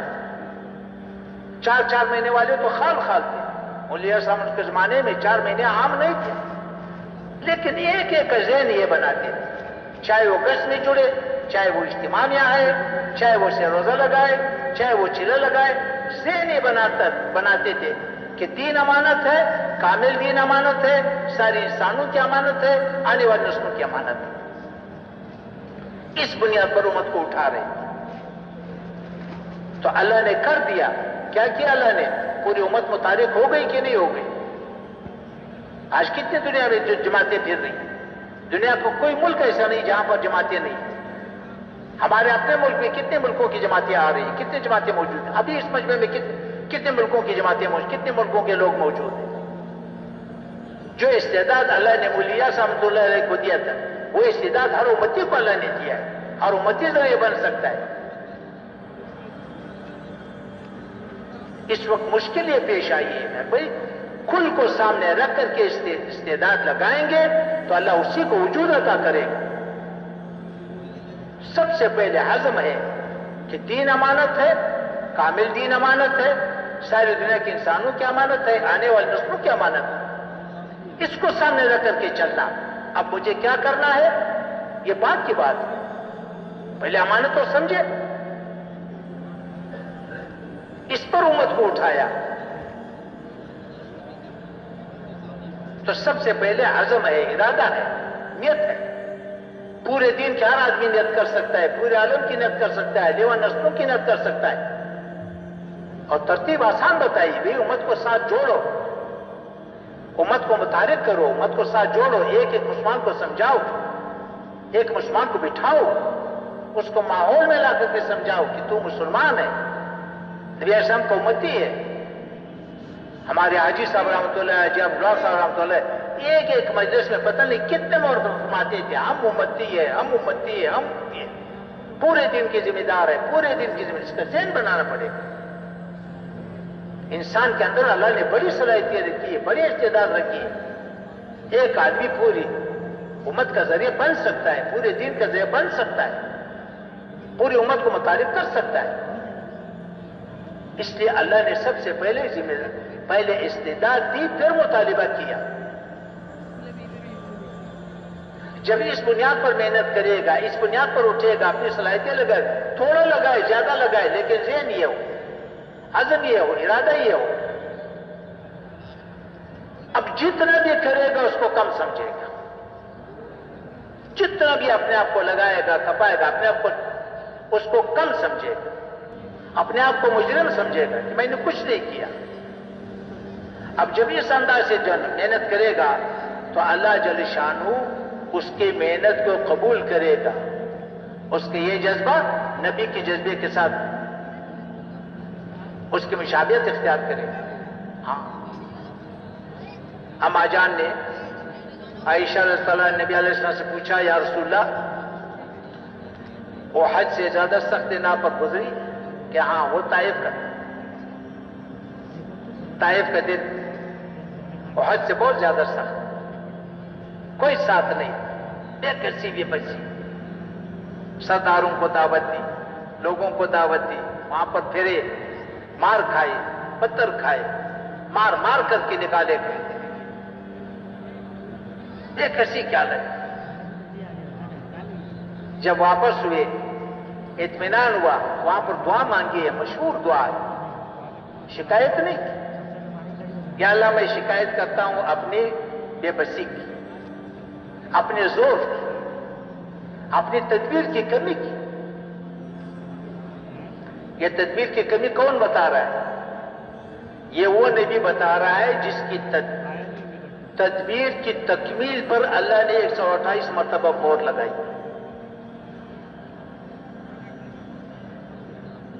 کہ میرے محبوب اپنے آپ کو ہلاک کرو. اس قسم کا جملہ اللہ نے قرآن کریم میں 128 مرتبہ دہرایا. جس کی محنت کی جس کی تدبیر کی تکمیل پر، جس کی محنت کی تکمیل پر اللہ نے 128 مرتبہ مہر لگائی ہے، وہ نبی کہتا ہے میں نے کچھ نہیں کیا. وہ نبی کہتا ہے میں نے صحیح تدبیر نہیں کی. وہ نبی کہتا ہے کہ میں ضعیف ہوں. شکایت کسی کی نہیں کی. جب سب کچھ لگائے گا، کل کو سامنے رکھ کر کے کرے گا، تو اپنے آپ کو مجرم سمجھے گا، اس کو تھوڑا سمجھے گا. پھر جب توبہ کرے گا، اللہ سے معافی مانگے گا، اس کی توبے کی نسبت مناسبت نبی علیہ السلام کے توبے کے ساتھ. پھر اللہ کیا کرے گا؟ اللہ اس کی محنت کو قبول کرے گا اور اس کی محنت کی تکمیل کا اللہ انتظام کرے گا. جیسے نبی علیہ السلام کی محنت کے تکمیل کا اللہ نے انتظام کیا. نبی علیہ السلام کی زندگی میں تو دین حجاز مقدس میں پھیل گیا, جزیرۃ العرب میں پھیل گیا, آگے تو نہیں کیا. آگے تو نبی علیہ السلام خود نکلے بھی نہیں ہے, ایک دفعہ نکلے. ابھی تو میں دین تو کامل ہو گیا, لیکن محنت تو ابھی تک باقی تھی, ساری دنیا پڑی ہوئی تھی. ہاں, پھر اللہ کی شان, اللہ کی عجیب ضابطہ ہے. جو دین موجود تھا نبی علیہ السلام دنیا سے جاتے ہی اس سارے نقشوں کو اللہ نے توڑ دیا, ٹکڑے ٹکڑے کر دیا. ہاں, ارتداد پھیل گیا, قبائل میں ارتداد پھیل گیا, نبوت کے دعوے دار پیدا ہو گئے. اسود انسی نے نبوت کا دعویٰ کیا, قلعہ کے قبضہ کر لیا. مسلمہ کذاب نے نبوت کا دعویٰ کیا, 40,000 کے ساتھ ہو گئے. 2 دفعہ صحابہ اکرام کو شکست دی. ہاں,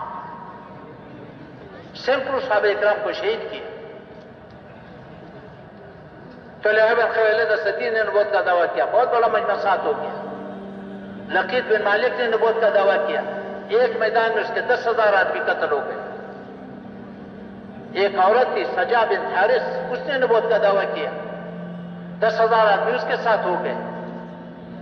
روم کا لشکر متحرک ہوگا, قبائل متحرک ہو گئے, تمام قبائل میں ارتداد پھیل گیا. زکوٰۃ کا انکار لوگوں نے کر دیا. جو سارا ٹکڑے ٹکڑے ہو گیا. مکہ معظمہ, مدینہ اور طائف کے 3 علاقے رہیں گے. مدینہ کے 7 میل تک ارتداد پہنچ گیا. یہ سمجھانا تھا, قیامت تک آنے والے انسانوں کو سمجھانا تھا کہ دین کی محنت کی کیا بنیاد ہے اور جہاد کیا ہے. یہ نقشہ تو کئی دفعہ ٹوٹے گا, کئی دفعہ بنے گا. تو صدیق اکبر صاحب نے کیا کیا؟ پوری امت کو متحرک کیا, کسی کو بیٹھے نہیں کیا, سب کو نکالا. تو میں عرض کر رہا تھا میرے مطلب کو کہ نبی علیہ السلام صاحب جب دنیا سے جا رہے تھے تو یہ حال بنا, لیکن امت کو اس ذہن کے ساتھ بنایا تھا کہ پوری امت متحرک, سب کچھ لگا رہے ہیں. تو نبی کی محنت تو نبی کی ترتیب سے آئے گی. اس لیے میرے محترم بھائی دوستوں کو, محنت میں سب سے پہلا قدم عزم ہے, ارادہ ہے. پورے دین کی نیت, پورے عالم کی نیت, آنے والے نسلوں کی نیت. دین امانت ہے, پورے عالم کی امانت ہے, آنے والے نسلوں کی امانت ہے. میرے ذمہ امت کو ساتھ جوڑو, امت کو ساتھ جوڑو, امت کو متحرک کرو. عزم ہے, ارادہ ہے سب سے پہلے. عورت بھی کر سکتا ہے, مرد کر سکتا ہے, عورت کر سکتی ہے, غریب کر سکتا ہے, مالدار کر سکتا ہے. تو محنت میں پہلا مرحلہ تو یہ ختم نبوت کا تقاضا ہے. اور ختم نبوت کا جو عقیدہ ہے قرون اولیاء کے بعد, یعنی مذہب چلا آ رہا ہے. جیسا خاتم الانبیاء ہے, بس ٹھیک ہے, میں تو تاجر ہوں, میں تو زمیندار ہوں, میرے ذمہ کیا ہے, بس میں تو یہی, میرے ساتھ کے بعد کوئی نبی نہیں آئے گا. یہ تو ذمہ داری ہے, اللہ کا احسان ہے, اللہ کی نعمت ہے. پورا دین سامنے, پورا عالم سامنے, عالمان نسل سامنے. اب کیا کرنا ہے یہ تو بات کی بات ہے, اور یہ ختم نبوت کا تقاضا ہے. تو میرے محترم بھائی دوستو, پہلا قدم تو یہ عزم ہے. اب امانت ہے, امانت ہمارے پاس. اب اگلی بات یہ ہے کہ بھائی ہمارے پاس امانت موجود ہے یا ہمارے ہاتھ سے بھی نکل چکا ہے, یہ بھی تو دیکھنے کی بات ہے. بازار کے دن بازار میں ہے یا الماری میں ہے, کارخانے کے دن کارخانے میں ہے یا الماری میں ہے, ہمارے گھروں کا دن ہمارے گھروں میں ہے یا الماری میں ہے, کچہری کے دن, اسپتال کے دن, تھانے کے دن وہاں پر ہے یا الماری میں ہے. ہمارے پاس کتنا بچا ہوا ہے؟ 2/3 تو کفر میں ڈوبے ہو, امت دعوت ہے، وہ اپنے ذمہ کوئی سمجھتا ہے یا نہیں سمجھتا؟ کون اس کو اپنے ذمہ سمجھ رہا ہے؟ ایک حصہ جو بچ گیا اس میں کلمہ، کتنے لوگ ہیں جو کلمہ نہیں جانتے؟ کروڑوں مسلمان ہیں کلمہ نہیں جانتے۔ اگر میں اس مجمع سے پوچھوں کہ آپ کو کتنے آدمی ملے ہیں جو کلمہ نہیں جانتے، تو اکثر ہاتھ کھڑا کریں گے کہ ہمیں ملے۔ پاکستان کے اندر کتنی جماعتیں پھر رہی، یہاں پر یہ حال ہے، تو ان ملکوں کا کیا حال ہوگا؟ یورپی ملکوں کا کیا حال ہوگا؟ افریقی ممالک کا کیا حال ہوگا؟ جہاں لاکھوں لوگ کلمہ نہیں جانتے۔ ہاں، کتنے فیصد نماز پڑھتے ہیں؟ ساری نمازیوں کو اکٹھا کرو، 5% نہیں بنے گی ساری دنیا کی پوری امت کے اندر، 5% نہیں بنے گی۔ 95% تو نماز پڑھتے ہی نہیں، اور جو نماز پڑھتے وہ نماز سیکھتے نہیں ہیں۔ 90% جو ہے جو غلط پڑھ رہے ہیں اور فساد کے حد تک غلط پڑھ رہے ہیں۔ کون اس کی فکر کرے گا؟ ہمارے پاس دین بچہ کتنا ہے؟ ایمان دعوی ایمان رہ گیا، قرآن دعوی ایمان مانتا نہیں، عبادات بے جان رہے گی، تھوڑی رہے گی، اخلاق، معاشرت، معاملات، قضا یہ تو کہیں موجود ہی نہیں۔ اور یہ دین کا وہ حصہ ہے جو ساری دنیا کے سامنے پیش کرنے کا ہے۔ حق تو حق والوں کی زندگی سے سمجھ میں آئے گا، حق والوں کے پاس حق ہوگا تو سمجھ میں آئے گا۔ اب وہ امانت ہمارے پاس بچہ کتنا ہے؟ کون میرے محترم بھائی، اتنا تھوڑا تو ہمارے پاس بچ گیا، اتنا سارا تو مٹ گیا، ہمارے ہاتھ سے نکل چکا ہے۔ اب جو بچہ ہوا ہے اس کی حفاظت لازمی ہے، اور جو بیٹا ہوا ہے اس کی اقامت لازمی ہے۔ بچہ ہوا تھوڑا ہے، بیٹا ہوا زیادہ ہے، اب قوت لگانے کی کیا ترتیب ہے؟ فقہ و جہاد کا علم ہے، بچے ہوئے دن کی حفاظت پر کتنی قوت لگانے کی، اور بیٹے ہوئے دن کی اقامت پر کتنی قوت لگانے کی، یہ دونوں نبی کے کام ہیں۔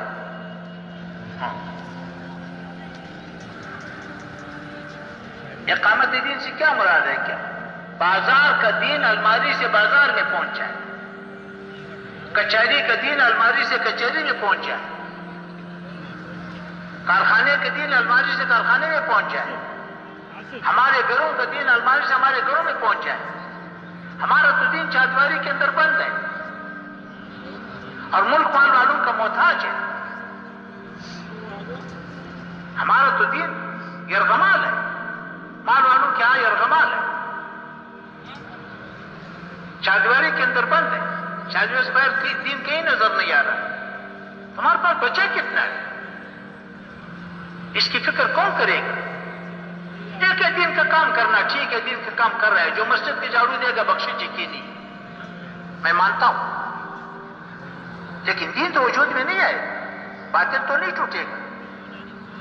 باطل نہیں ٹوٹے گا تو باطل کے سائے میں ہمیں چلنا پڑے گا، اور باطل کا سایہ تو ٹھنڈا سایہ نہیں، وہ تو زہریلا دھواں ہے، جس کے زہریلے اثرات سے ہم بھی نہیں بچ سکیں گے۔ نبی کو تو عازم ہوتا ہے پورا دین کا، اور دین کی خاصیت ہے جب پورا دین وجود میں آئے گا اللہ باطل کو توڑ کے دکھائے گا، اور تو باطل کے سائے میں ہمیں چلنا پڑے گا۔ جتنی اجازت دے گا وہ دین پر چلے گا، نہیں دے گا تو نہیں چلے گی۔ مسجدوں کو بند کرو، ہم نے بند کر دیے، حرمین کو بند کرنا بند کر دیے، 230 کروڑ مسلمان کچھ نہیں کر سکے، تو ہم اسی طرح چلنا ہوگا، پورے دین پر چل ہی نہیں سکتے، ایک ہی دین کا کام کرنا۔ بھئی بخشش تو ہو جائے گی لیکن دین تو وجود میں نہیں آئے گا، وہ تو کامل دین کی نیت ہو، پورے دین کو امانت سمجھے، پورے عالم کی امانت سمجھے، آنے والے نسلوں کی امانت سمجھے، اور امت کو ساتھ جوڑے، پوری امت کو متحرک کرے، اور امت ان قربانیوں پر آ جائے، ترتیب نبوت پر آ جائے، پھر تو جا کر کے اللہ باطل کو توڑے گا، دین کو وجود عطا کرے گا۔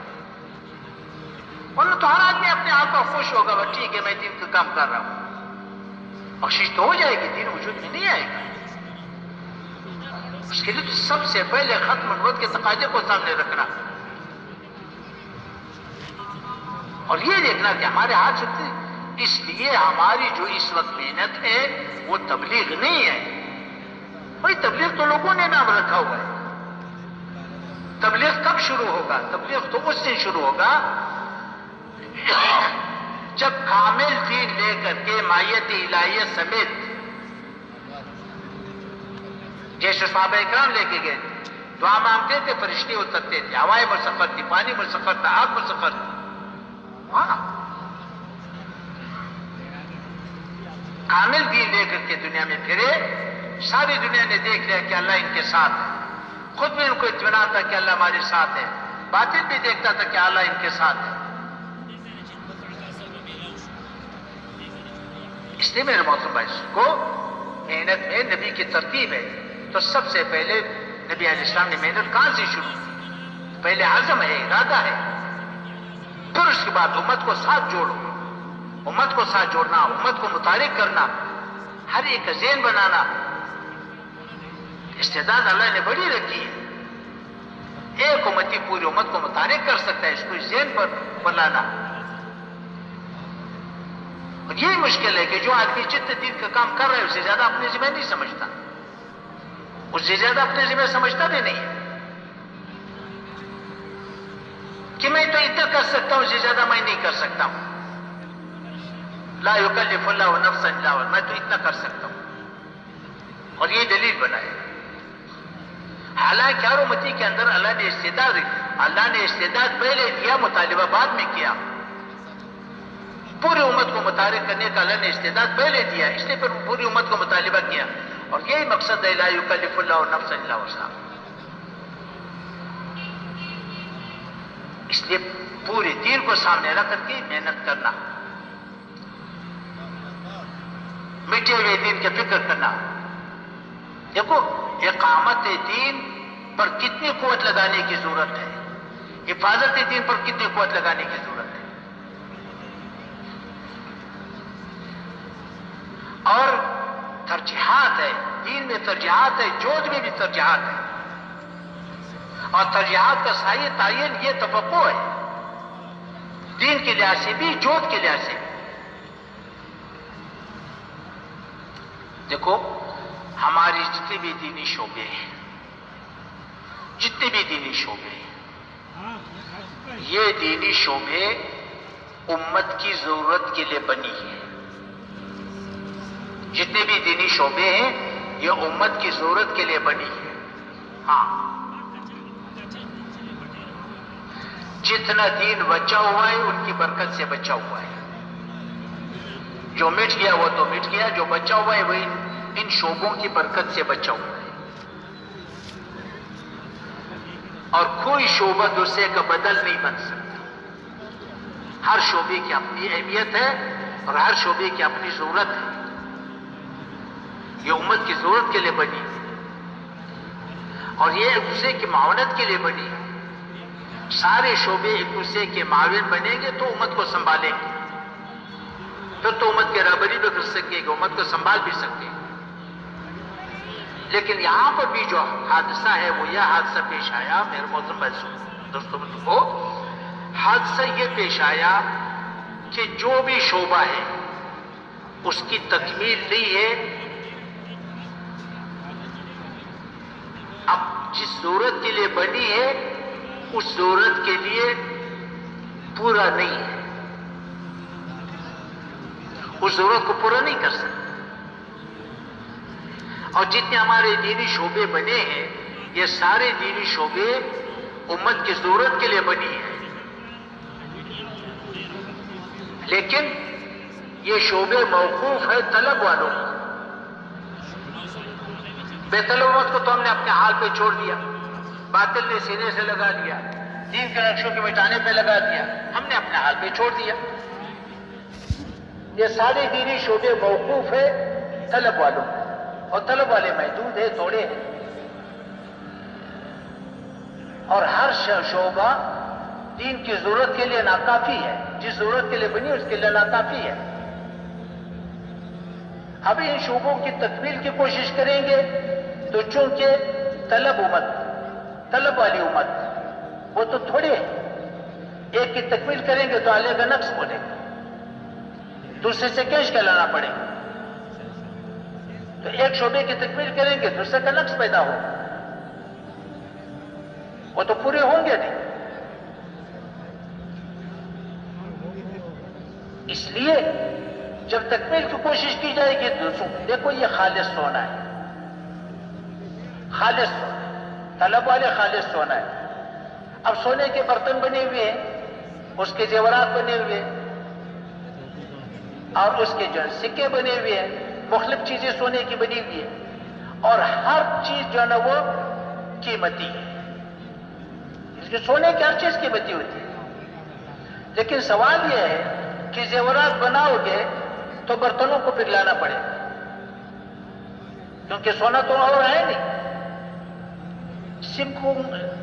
جو سکے ہیں ان کو پگھلا کر کے برتن بنے گے، برتنوں کو پگھلا کر کے زیورات بنے گے، زیورات کو پگھلا کر کے برتن بنے گے یا سکے بنے گے۔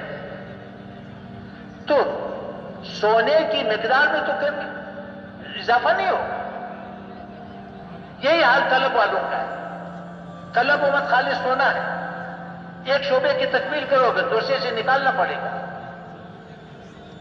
تو حادثہ ہے میرے بھائی، امت کا یہ حادثہ ہے۔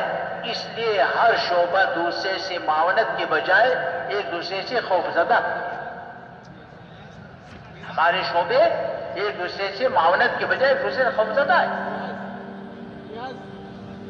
سمجھداری کی بات تو یہ ہے کہ 10 من سونا ہے، اس کو سونے کی کان پہ لگا دو، جو پہاڑوں کے حساب سے، بے طلب امت پر لگاؤ پہاڑوں کے حساب سے، 10 من سونا لگا دو 500 ٹن سونا نکلے۔ بے طلب امت کو اپنے ہاتھ پہ چھوڑ دے، یہ امت کا حادثہ ہے۔ تو بہرحال میں عرض کر رہا تھا میرے محترم، یہ نبی کی محنت، نبی علیہ السلام نے محنت کہاں سے شروع کی؟ سب سے پہلا مرحلہ تربیت کا ہے۔ نبی کی محنت میں پہلا مرحلہ تربیت ہے، اور تربیت کے 4 اعمال ہیں، اور ان اعمال کی پابندیوں سے وہ صفات پیدا ہوں گی جو مایتی الہیہ کے لیے۔ اس لیے نبی علیہ السلام کی اگر سیرت اٹھا کر کے دیکھیں گے تو نبی علیہ السلام کی محنت پہلا مرحلہ 13 سال، یہ 4 اعمال،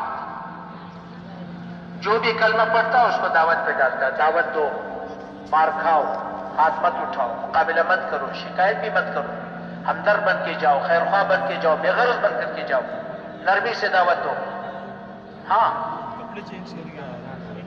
صدیق اکبر رضی اللہ عنہ جیسا قومی حیثیت کا آدمی، اس کو بھی دعوت پہ ڈالا، فقیر آدمی عبداللہ بن مسعود رضی اللہ عنہ جیسا آدمی، اس کو بھی اسی دعوت پہ ڈالا،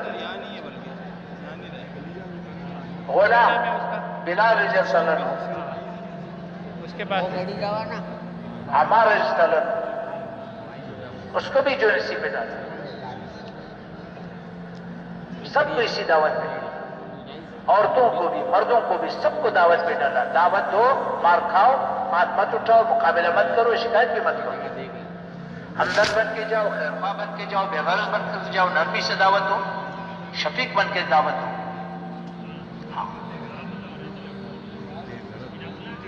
بیت اللہ پر قبضہ تھا کفار، نبی علیہ السلام نے زاویہ بنایا، دار ارقم کو زاویہ بنایا، جو بھی کلمہ پڑھے دار ارقم لے کر کے آؤ، جو بھی کلمہ پڑھے دار ارقم لے کر کے آؤ، جو بھی کلمہ پڑھے دار ارقم لے کر کے آؤ۔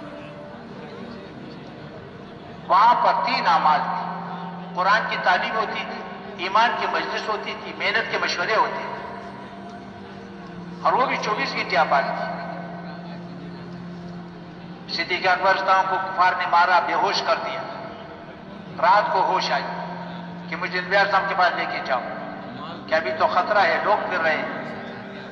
آخری رات کا انتظار کیا تو آخری رات میں کہاں لے کر گئے؟ دار ارقم لے کے گئے، دار ارقم نبی علیہ السلام بھی موجود، صحابہ کرام بھی موجود، کیا کر رہے ہیں؟ یہ تو سیرت سے ساری چیزیں نکالنی پڑے گی۔ اور تیسرا عمل تہجد کی نماز فرض تھی، امر تھا ساری رات اللہ کو قرآن سناؤ، یا کچھ کم کرو، یا آدھی رات، یا تھوڑے سے زیادہ، یا تھوڑے سے کم۔ مفتی محمد شفیع صاحب رحمۃ اللہ علیہ لکھا ہے کہ ہر صحابی کم از کم 1/3 رات اللہ کو کھڑے ہو کر کے قرآن سناتے تھے۔ یہ تیسرا عمل ہے۔ اور چوتھا عمل ہمدردی کی زندگی۔ ہر آدمی اپنی ضرورتوں کو قربان کرتا تھا، لوگوں کی ضرورتوں کو پورا کرتا تھا۔ 13 سالہ زندگی میں ان اعمال کے علاوہ اور اوامر نہیں ملیں گے، باقی جتنے اوامر آئے بعد میں آئے۔ یہ نبوت کے اعمال ہے، یہ تربیت کے اعمال ہے۔ جب تک امت ان اعمال میں سے نہیں گزرے گی، تربیت کے اعمال سے امت دین پر نہیں چل سکے۔ ان کی خاصیت ہے جب ان پابندیوں کے ساتھ ان اعمال کو کیے جائیں گے تو کیا ہوگا؟ وہ صفات پیدا ہوں گی، ایمان بنے گا، تقوی حاصل ہوگا، توکل حاصل ہوگا، اخلاص پیدا ہوگا، ہاں احسان کا مرتبہ حاصل ہوگا، پھر جا کر کے امت دین پر چل سکے گی، پھر جو ہے پور کامل دین وجود میں آئے گا۔ جب تک امت ان اعمال میں سے نہیں گزرے گی نہیں چل سکتی۔ تو نبی علیہ السلام کی محنت کا پہلا مرحلہ یہ ہے۔ 13 سالہ زندگی اس پر گزری اور اس کو امت نے کیسے اڑا دیا؟ بڑی تکلیفیں دی، بڑی تکلیفیں دی، بڑی تکلیفوں دے کر کے روئیں گے، لیکن آگے کیا کریں گے؟ کچھ نہیں بنا۔ کچھ نہیں بنا کیا مطلب؟ 13 سال ضائع کرا دیا۔ اور یہ تربیت ہے، تربیت کے اعمال ہے، تربیت کے دورانیہ ہے۔ نبوت کی زندگی کا سب سے لمبا دورانیہ ہے جن میں یہی اعمال ہے۔ اور پھر امت نے ان اعمال کو 3 صدیاں چلائی۔ یہ جو خیر قرون ہے وہ تو محنت کی ترجیحات کی بنیادیں ہیں۔ ہاں ایک زمانہ تھا کہ دعوت غالب تھی، نقل و حرکت تھی۔ ہاں نبی علیہ السلام کے زمانے میں تقریباً 100 کے قریب جماعتیں نکلی۔ جب نبی علیہ السلام نے ہجرت کی، مسجد بنائی، مسجد کی ان اعمال کا مرکز بنائے، یہی اعمال شروع کر دیے۔ پھر جماعتیں بنائی، چھوٹی جماعتیں، بڑی جماعتیں، لمبے وقت کی جماعتیں، مختصر وقت کی جماعتیں۔ ہاں نبی علیہ السلام خود بھی تشریف لے گئے اور صحابہ کرام کو بھیجا، بار بار بھیجا۔ مقاتلے بھی ہوئے، بغیر مقاتلوں کے بھی آئے۔ ان جماعتوں کے پھیلنے سے دین پھیلا۔ پھر حکم تھا کہ ان کو مدینہ لے کر کے آؤ۔ افراد آتے رہے، وفود آتے رہے، قافلے آتے رہے۔ مردوں کو مسجدوں میں بٹھاتے تھے، عورتوں کو گھروں میں سنبھالتے تھے۔ محنت بھی سکھائی جاتی تھی، دین بھی سکھایا جاتا تھا۔ پھر جب اطمینان ہو جاتا اس کو اپنے وطن روانہ کر دیتی۔ یہ محنت کا نقشہ تھا۔ پہلے مرحلے میں اللہ کی غیبی مدد حاصل کرنے کی استعداد پیدا کی۔ دوسرے مرحلے میں پھر 3 خصوصیات کی محنت کی۔ دوسرے مرحلے میں پہلی خصوصیت کیا؟ پہلی خصوصیت یہ تھی کہ کمائی 1/3 پر آ گئی۔ خروج کے لیے الگ وقت، مسجد کے لیے الگ وقت، کمائی 1/3 پر آ گئی۔ اخراجات 5 گنا بڑھ گئے۔ مہاجرین آئے، ان کو سنبھالنا، اللہ کے راستے میں خرچ کیا۔ نادار تھے ان پر خرچ کیا۔ مہمان آئے ان کو کھلایا، واپسی پر ان کو ہدیے دیے۔ فاقے پڑ گئے، پیٹ پر پتھر باندھنے لگے، 2 مہینے آگ نہیں جلی۔ دیکھو نبی علیہ السلام کی محنت عرض کر رہا ہوں۔ اور خروج کا حال یہ تھا کہ ہر حال میں نکلو، ہر حال میں نکلنے والے بنے۔ شادی کا موقع ہے نکل گئے، میت پڑی ہوئی ہے نکل گئے، جنازہ ہے نکل گئے، گھر میں سنبھالنے والا کوئی نکل گئے، گرمی میں نکلے، سردی میں نکلے، بجائی کے موسم پہ نکلے، کٹائی کے موسم پہ نکلے، نادار ہے نکلے، مالدار ہے نکلے، ہر حال میں نکلنے والے موجود۔ اور مقصود کیا تھا؟ پہلے مرحلے میں اللہ کی غیبی مدد حاصل کرنے کی استعداد پیدا کی، دوسرے مرحلے میں اللہ کی غیبی مدد کا مشاہدہ کرایا، دکھا دیا۔ ہاں دعائیں مانگتے تھے، فرشتے اترتے تھے، حیوانات مسخر تھی، پانی مسخر تھا، آگ مسخر تھی. دکھا دیا، اطمینان دلا دیا کہ بھائی ساتھ. کفار نے بھی دیکھ لیا کہ واقعی اللہ ساتھ. دوسرا مرحلہ، پھر تیسرا مرحلہ آیا. تیسرے مرحلے میں کیا؟ اللہ نے باطل پہ ہاتھ ڈالنا شروع کر دیا. اللہ نے باطل پہ ہاتھ ڈالنا شروع کر دیا. ہاں، سینکڑوں کے مقابلے میں ہزاروں آئے مار کھائی، ہزاروں کے مقابلے میں لاکھوں آئے مار کھائی. بدر میں 313 کے مقابلے میں 1000 آئے. ایک ہی قوم ہے، باپ ایک طرف، بیٹا دوسری طرف، چچا ایک طرف، بھتیجا دوسری طرف، ماموں ایک طرف، بانجا دوسری طرف. مسلمانوں کے پاس 2 گھوڑے تھے، کفار کے پاس 200 گھوڑے. مسلمانوں کے پاس 70 اونٹ تھے، کفار کے پاس 700 اونٹ تھے. مسلمانوں کے پاس 6 ذرے تھے، کفار کے پاس 600 ذرے تھے. مسلمانوں کے پاس 8 تلواریں تھیں، کفار میں سارے کے پاس تلواریں. اللہ نے کر کے دکھایا. خندق میں 10,000 جمع ہو گئے، بغیر لڑائی کے اللہ نے بگا دیا 1400 کے مقابلے. موتا میں 3000 کے مقابلے میں 3 لاکھ آئے مار کھائی. ہاں، قادسیہ میں 10,000 کے مقابلے میں 2.5-3 لاکھ آئے مار کھائی. ناون میں 20,000 کے مقابلے میں 2.5-3 لاکھ آئے مار کھائی. یرموک میں 40,000 کے مقابلے میں 10,60,000 آئے مار کھائی. قرون اولا میں اگر جمع کرے تو بمشکل جو نا 2-3 لاکھ بنے گی. کفار کے لشکروں کو جمع کرے تو 60-70 لاکھ سے کم نہیں بنتی. 20 سال کے اندر اندر آس پاس کی حکومتی اللہ نے دین داخل کر، اور 7 سال کے اندر اندر اس زمانے کی پوری دنیا کی 3 حصے اللہ نے مسلمانوں کے قدموں میں ڈال دیا. یہ ترتیب نبوت ہے. اس لیے میرے محترم بھائیوں کو جب تک محنت ترتیب نبوت پر نہیں آئے گی ہم نہیں چل سکیں گے. تو پہلا مرحلہ تربیت کا ہے، دوسرا مرحلہ تبلیغ کا ہے. تبلیغ کیا ہے؟ کہ کامل دین لے کر کے جاؤ، معیت الہیہ سمیت. باطل کا سرمایہ الگ ہے، ہمارا سرمایہ الگ ہے. باطل کا سرمایہ مادیت ہے، ہمارا سرمایہ مائیت ہے. کامل دین لے کر کے جاؤ. اس کے اندر کشش ہے. لوگ آئیں گے، دین قبول کریں گے، ملک کے ملک آئیں گے، فوج کے فوج آئیں گے. باطل جاگ جائے گا، روکنے کی کوشش کرے گا، چال چلائے گا، نہیں روک سکیں گے، بے بس ہو جائے گا. اس مرحلے کا نام نصرت الہیہ ہے. پھر باطل مقابلے پر آئے گا تو مقابلہ میرے اور آپ کے ساتھ نہیں ہے، مقابلہ پھر اللہ کے ساتھ ہے. اللہ خود اس کو نمٹائے گا. یہ ترتیب نبوت ہے. اللہ نے باطل کے تولنے کی 3 شکلیں بتائی. پہلی شکل، اللہ ہدایت کی آواز چلا دے گا. ایسی آواز چلا دے گا کہ ہدایت لوگوں کے گھروں میں داخل ہو جائے گا. جنہوں نے قسمیں کھائی تھی اس کو اللہ نے ہدایت دی. ہاں،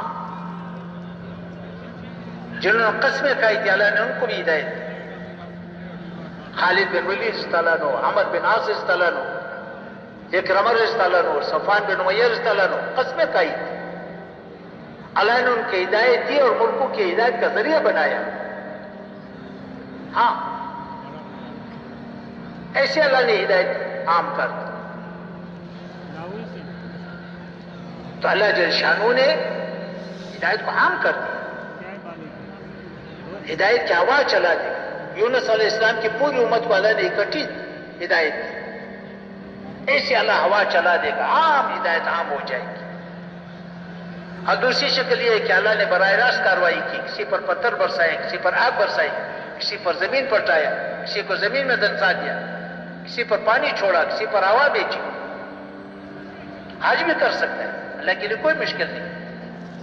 اور تیسری شکل یہ ہے میرے محترم دوستوں بزرگوں کہ اللہ جل شانہ کمزور کے ذریعے سے قوت والے کو توڑ دے. طالوت اور جالوت کا واقعہ اسی بنیاد پر سنایا کہ قوت والے کے مقابلے میں کمزور کو اللہ نے قوت عطا فرمائی اور باطل کو توڑ دیا. اور قرون اولا میں اللہ نے یہی کیا. سینکڑوں کے مقابلے میں ہزاروں آئے مار کھائی, ہزاروں کے مقابلے میں لاکھوں آئے مار کھائی. ملک کے ملک اللہ نے ان کے قدموں میں ڈال دیا. یہ ترتیب نبوت ہے.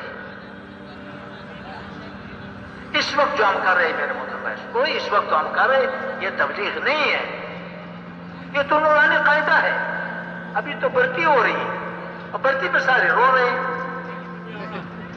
وہ تو سب کچھ لگانے کا مطالبہ ہے, تو برتی ہے. یہ تو نورانی قاعدہ ہے.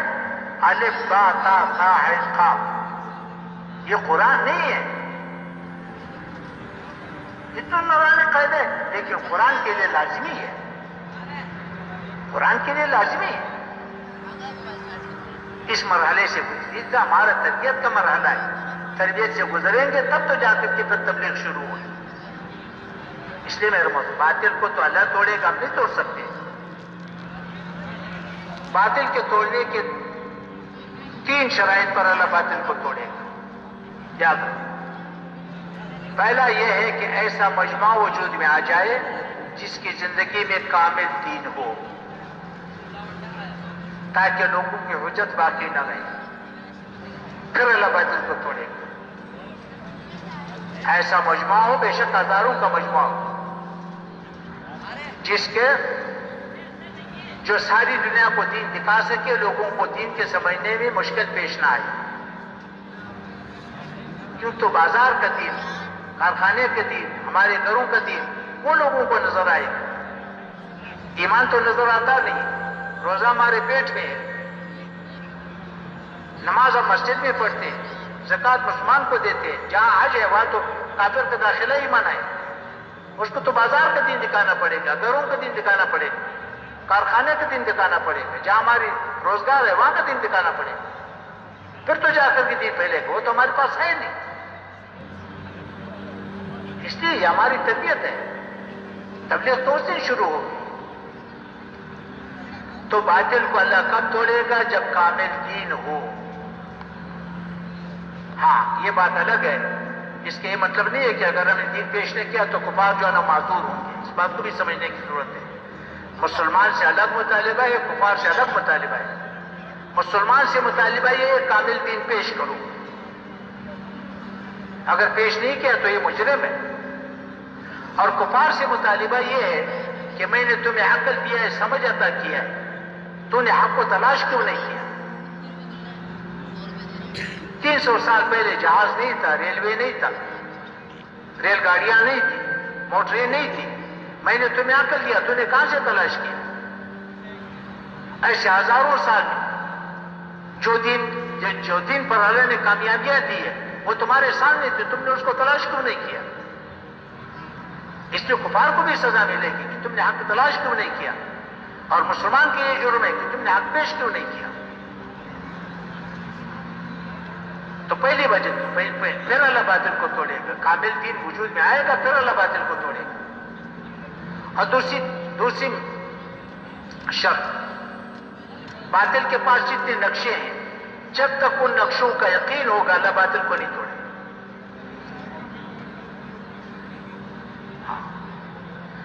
اگر ہم نے پورا دین پیش نہ کیا, اللہ نے باطل کے توڑنے کا فیصلہ کر دیا, تو فرمایا تم پر بھی عذاب آئے گا. یہاں پر مولانا یوسف رحمۃ اللہ نے ایک جملہ استعمال کیا ہے کہ تم پر بھی عذاب کی چھینٹیں پڑیں گی, اور اللہ کے عذاب کا ایک چھینٹا ہماری بربادی کے لیے کافی ہے.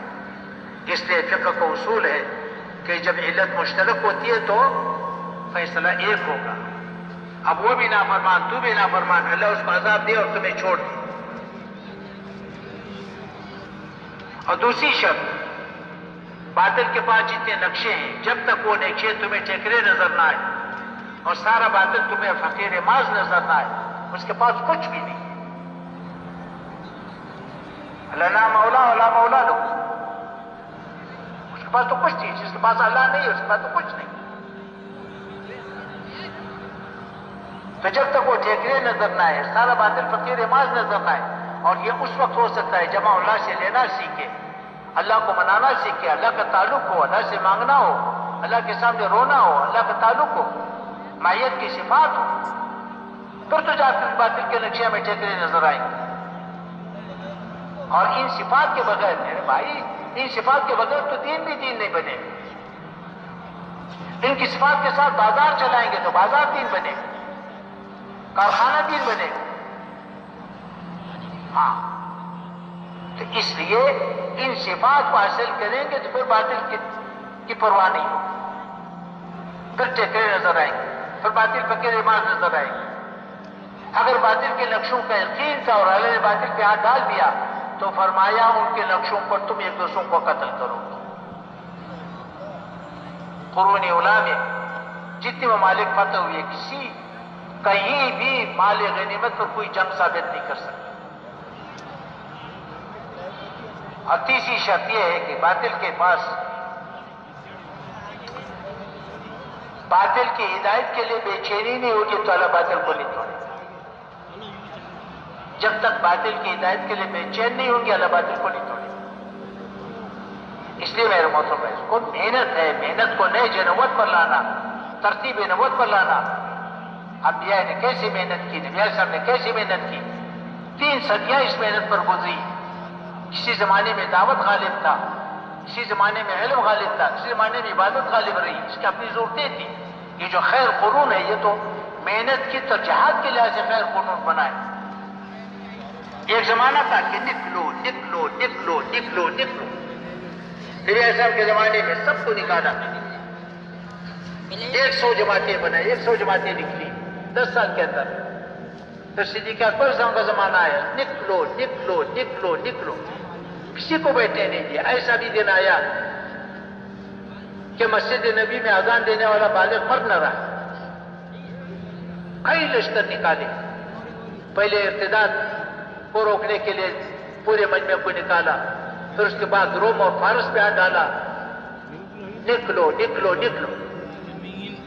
اور پھر اس کے بعد ممالک فتح ہو گئے، آس پاس کے ممالک فتح ہو گئے، ان کو سنبھالنے کی ضرورت پیش آئی، ملک کے ملک آ گئے۔